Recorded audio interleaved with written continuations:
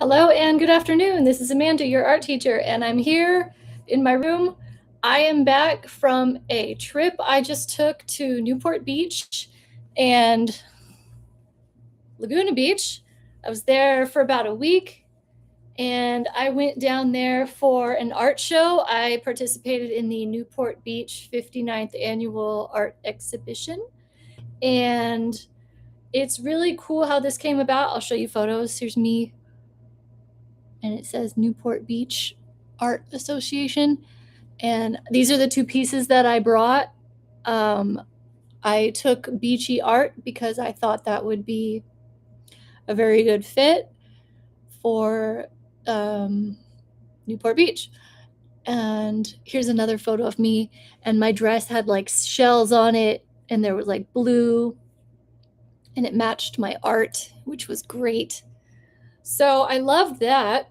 And it's cool because I've made a lot of art recently, and I need to be put on the wait list for the next Las Vegas library exhibit.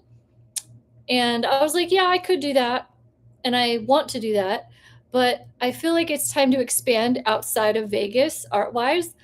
And as pretty much as soon as I had this idea that I wanted to expand, I got an email from this art association that I am a member of, and they were like, well, we're doing this art show in Newport Beach August 15th.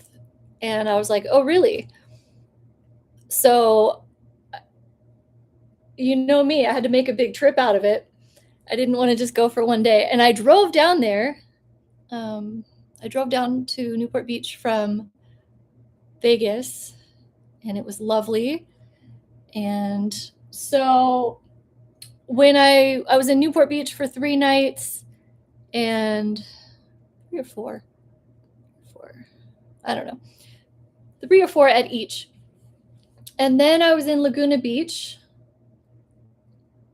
and I extended my stay there because I was just so happy.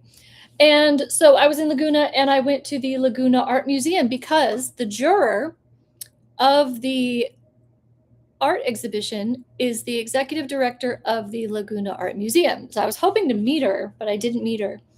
Messaged her on LinkedIn. We'll see what happens. So I went to the museum. And Laguna is a huge art community, very, very big on art there. And so the main exhibit was Frank Cuprien, I think that's how you say that, For the Love of the Sea. And you know me, and I love to paint seascapes and landscapes.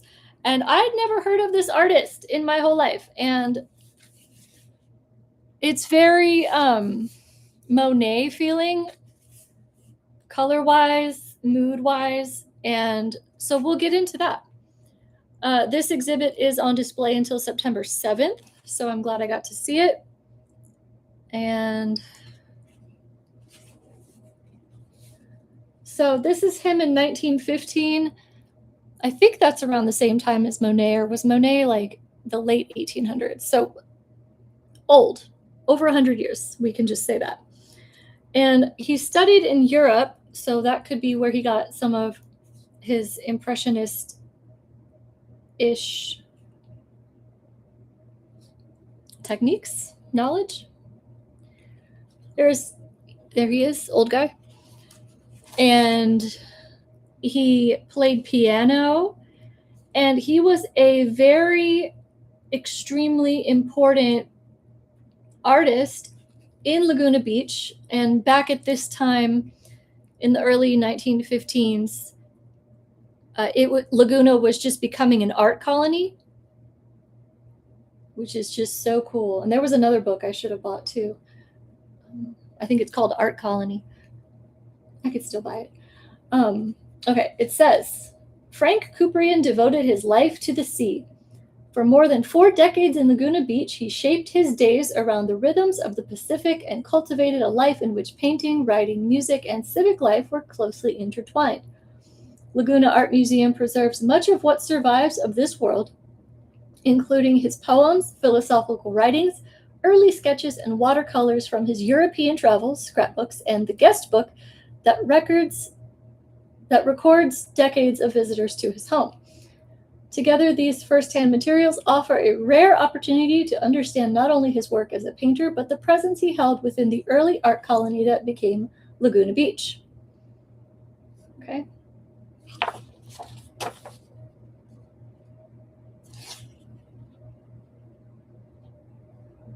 Yeah, so I'm very happy I got this book. Had to get it. He wrote poems about the ocean, and I write poems about the ocean when I go to the beach. So I was so happy to find this artist because I don't meet many people that have similar interests to what I like to do at all in my life. So finding this guy was great. And yeah. His seascapes reveal a painter who understood the ocean as both subject and force. In his writings, he noted, "I bow to nature and I try to obey her rules," and elsewhere remarked, "Every picture is a lesson." In his long poem, Ocean, he described the coastline as supreme, majestic, and gloriously wonderful, while acknowledging that although man has cut down trees, tunneled through mountains, the ocean remained beyond human control. This reverence for the sea's autonomy shaped the restraint and clarity of his work, which conveys steadiness, balance, and respect. So I mentioned he played piano. There's a photo of him playing piano. I don't think I wrote any poems on this beach trip. I don't think I did much writing at all this time. Here's a photo of early Laguna Beach.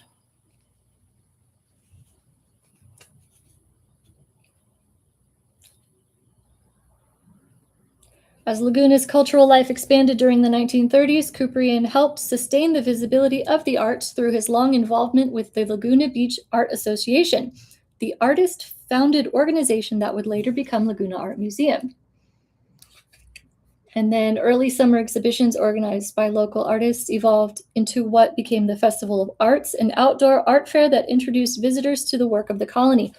That festival still goes on every summer, and it's like 3 months of art. So it's like, I don't know any other place, maybe Beijing, that does art at this level.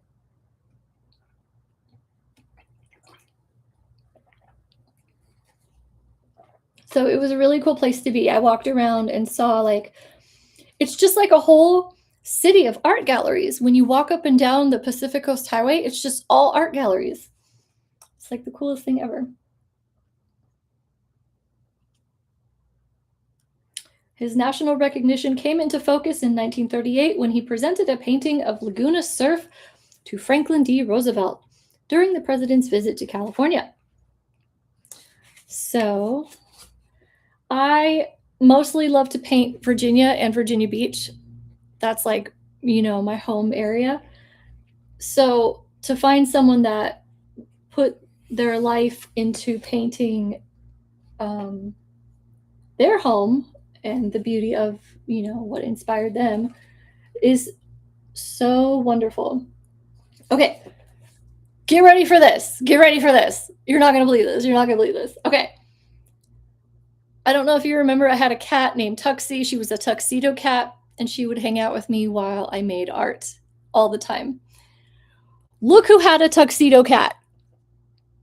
He had a tuxedo cat named Nancy. And it looks like Tuxie. Oh my gosh. Oh my gosh. And it says her name was Nancy. And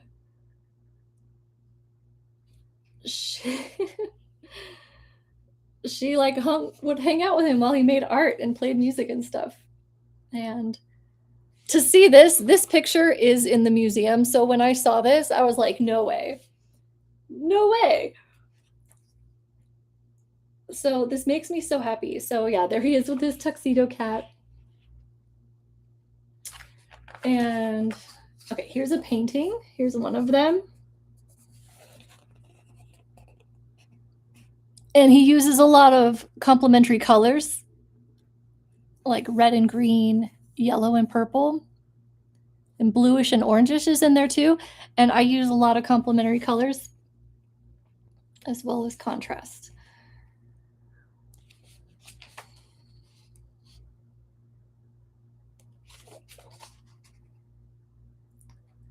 This looks like, I don't know, it says pastel on paper, but I can't tell if it's oil pastel or chalk pastel. 6 by 6 inches. Some of his stuff is smaller than you would think it is, but I like that. See, complementary colors, blue and orange. Very Van Gogh-ish. I know it's Van Gogh, but I don't like saying that.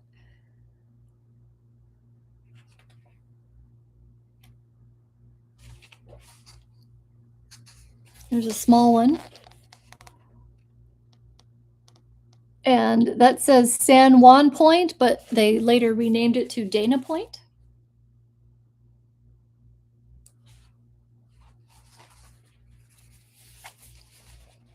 Can I do this?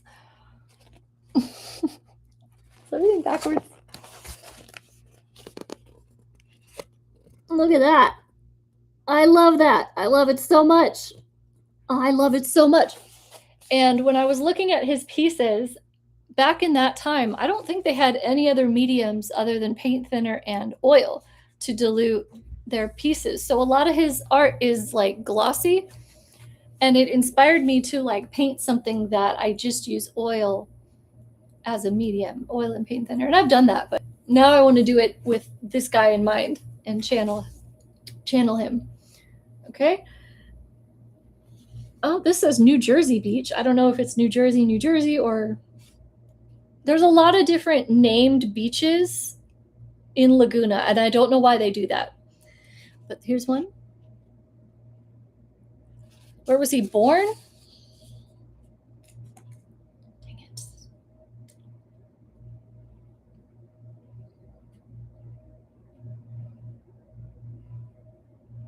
Born in Brooklyn and grew up in Staten Island.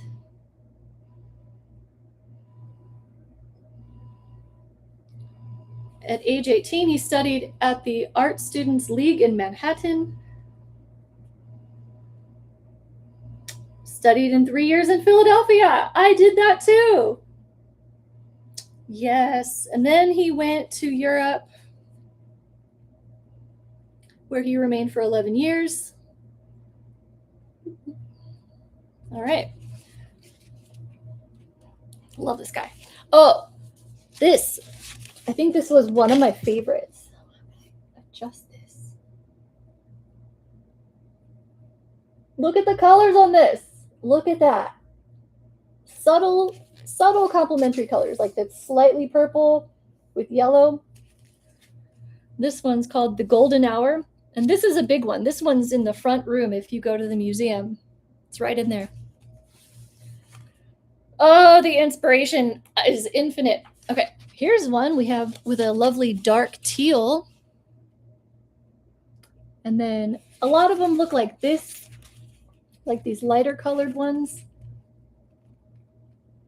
that I love so much. And I've been studying his brush strokes. Studying that. This one's really nice. I mean, they're all really nice. Oh, here's a bigger version of the other one.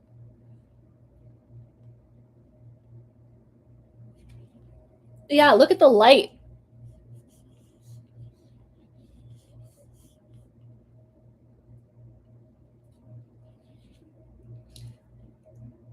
And then the contrast again, like this is blue, like this is like a bluish color. It's not just white and it's not gray. It's like a bluish color.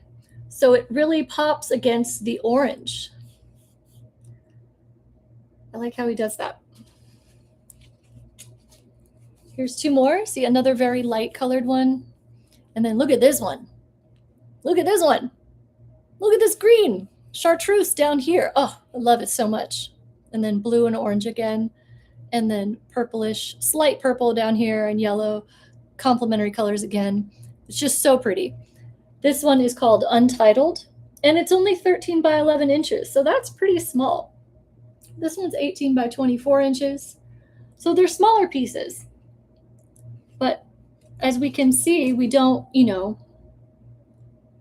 just because something is smaller doesn't mean it's not fantastic. This one. See, you can tell how old it is because of the style of the ships.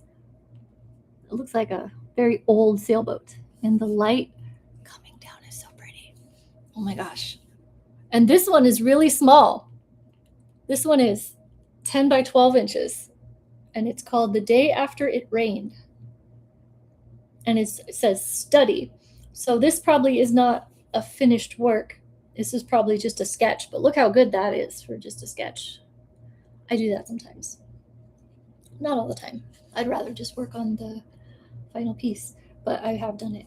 And complementary colors again, blue and orange, smoky purple with some yellow in there. I love it so much.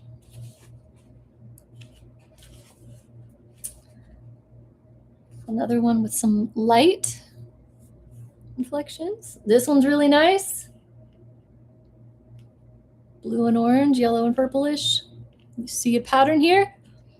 I do. This one's called Evening Calm.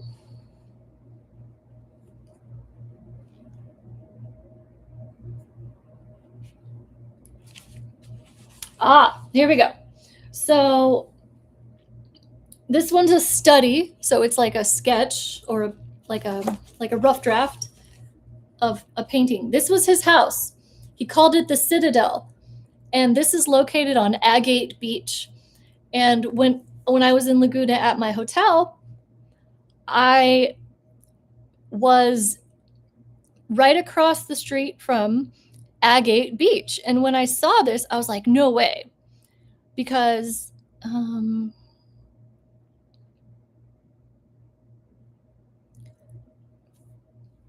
I walked right across the street from my hotel, and then there were these rocks. Doesn't that look like what he painted?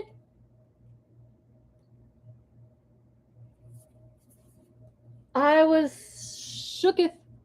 Look at this. Well, I mean, and I don't think the original house is still there because they built some stuff. I see the resemblance, and I'm pretty sure this is what I was looking at. And I'm pretty sure this was his house.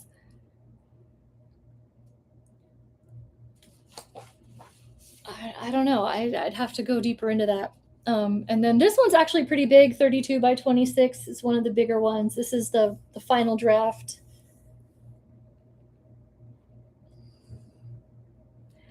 So sometimes paintings take a long time because we do other stuff while we're doing our stuff, okay? It says, My Citadel of Inspiration, that's the name of the piece, refers to Frank Cuprien's beloved home and studio that stood at the foot of Bluebird Canyon. And that's the street that my hotel was on. Bluebird Canyon, yeah. Although the painting was finished in 1943, it began as a sketch in 1925. Sketch. Making it an 18-year project, the work shows the studio as a place where Cuprien lived, worked, and found inspiration. On the back of the painting, he wrote, Painted when tide washed and lowered beach, exposing rocks and caves after storm time, forenoon in spring. In this studio home, all my inspirations came into being and all my desires were realized. So this quote makes me so happy because my home is my studio. And for the past 10 years, all my inspirations have come into being and all of my desires have been realized. With going to UNLV for art, being a First Friday resident, other art stuff, and now exhibiting in Newport Beach. So I just love this guy. I wish he was still alive. Yeah, all my inspirations came into being and all my desires were realized. I just love that so much. I just love it so much. And then here's some more. This one's really colorful.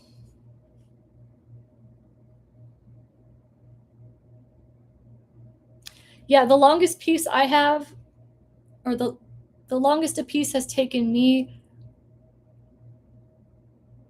well, actually, at first it was only 3 years that I had one big piece, but I was working on a bunch of other stuff and I was going to school and working and just doing everything at once. So that one took a few years, but now I have a few that I've started and I've put aside for like a year or two, and then I work on them, and then yeah. So these are really nice. Evening's Opalescence and Untitled.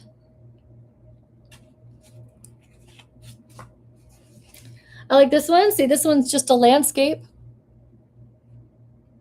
but we have subtle contrast. This is reddish. It's not red, but red and green are complementary colors. So that's really nice. And then we have contrast between the light. I think this is so interesting, coming between these clouds, I guess it is. And this is a small piece. It's very small, 8 by 10. So he does landscapes and seascapes, like me.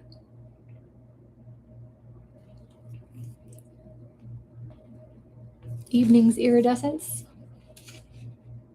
Yeah, I think the Mona Lisa took like decades for some reason. It's such a small piece. I don't know what he was doing. Golden Sunset, another one of the similar soft color palettes. And then this one.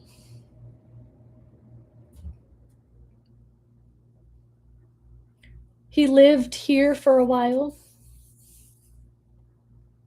I like this one. Ooh. Blue and orange again. Purple and yellow again. Complementary colors all day, every day. Aren't these lovely? This one's lovely. 12 by 16 inches on board.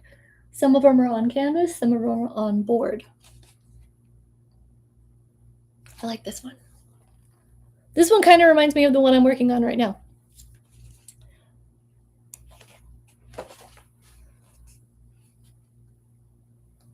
This one is very pretty. See, we have purple, slight yellowish and purplish complementary colors. Okay, this one's called The Last Gleam.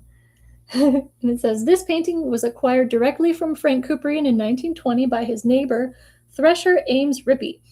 Rippey reportedly told Cuprien that the painting was just water. In response, Cuprien added the small ship to the composition on the spot and completed the sale.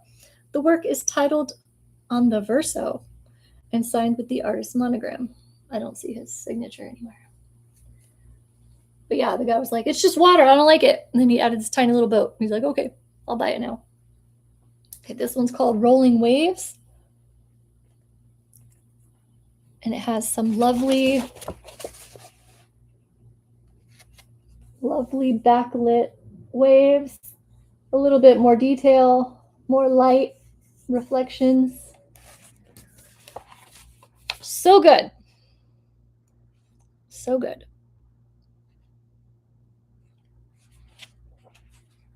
Infinitely inspiring, just infinite. And then we have another, oh, this is oil. It looks like oil pastel. Oil on canvas. It's a bait net. Blue and orange. Another golden, soft, calm colored one. So pretty. And he would paint live, like he would sit on the beach and paint. I tried that once, but it was so windy. And sand kept getting everywhere. And in my painting, it's horrible. This one's really pretty, The Gold of Evening. And then we have another one. Purple and yellow again. Kind of looks like a butterfly wing down here.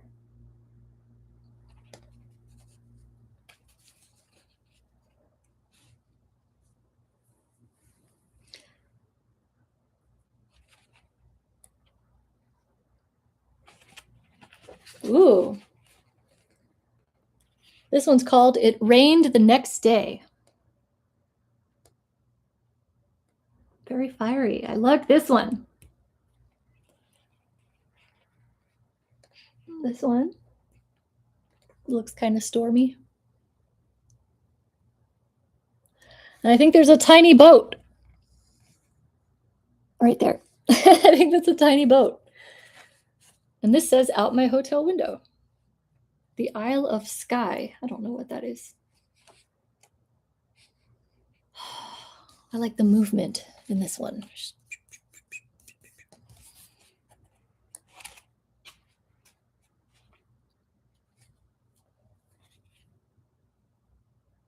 Excellent. Excellent, excellent, excellent. I love it so much. Archival material.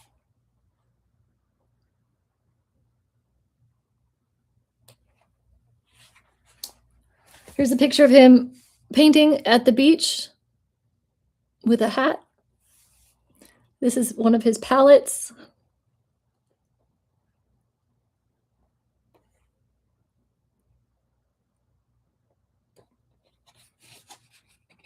Here's a portrait. He liked to dress up as Santa for kids. Seemed like a cool person.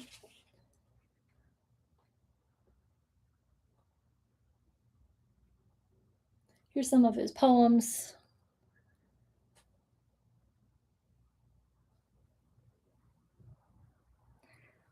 This one's called A Little Prayer. I do not ask for wealth, nor do I ask for fame. It is just to be in a happy mood and always be the same. I do not covet miles of land, nor a castle on the mount, but just a humble cottage home high above the sand, where I can see the sky and sea and watch the clouds roll by. There I can paint my heart's delight and live there till I die. Yes. Yes. Yes. Yes. Okay. I love it. I love it so much.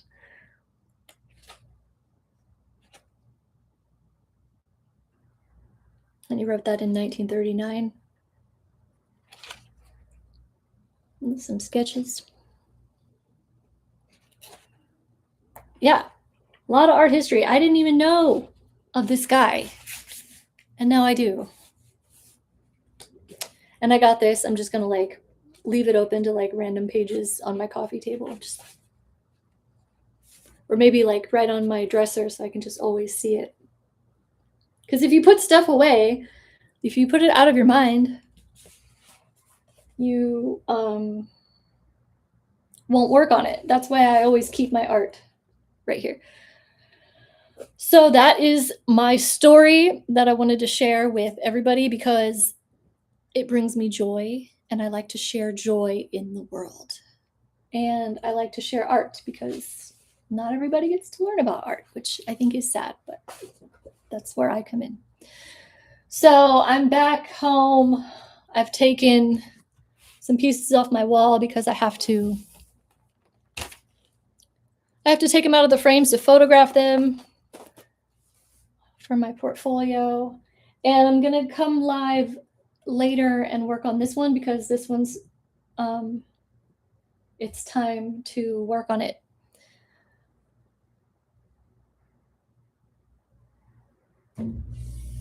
Yeah, I ventured outside of my comfort zone and I saw things. Gotta do it. Gotta do it. So that is my story. Thank you for watching. I hope you enjoyed it. I hope the beauty of the art inspired you. And I'll be back later.